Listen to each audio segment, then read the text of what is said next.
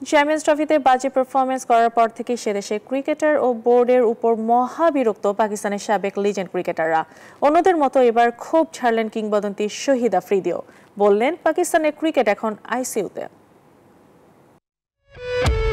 গেল আসরের চ্যাম্পিয়ন এবারে স্বাগতিক হয়েও ভরাডুবি। পাকিস্তান ক্রিকেট যেন মুদ্রার এপিঠ ওপিঠ দেখতে একদমই সময় নেয় না।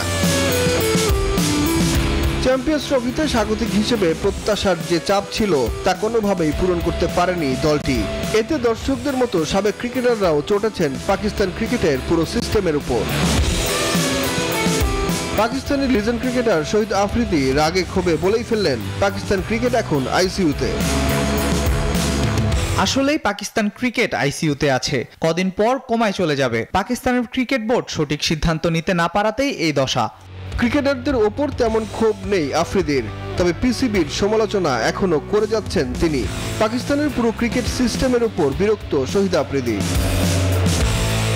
পিসিবিতে শুধু মানুষগুলো পরিবর্তন হয়, কিন্তু কার্যক্রম সব রয়ে যায় আগের মতোই। কেউ ভালো কিছু করতে চায় না, তাই দলও পারফর্ম করে না। এমন সব ক্রিকেটারদের দলে নেওয়া হচ্ছে যারা ঘরোয়া লিগে পারফর্ম করতে পারেনি।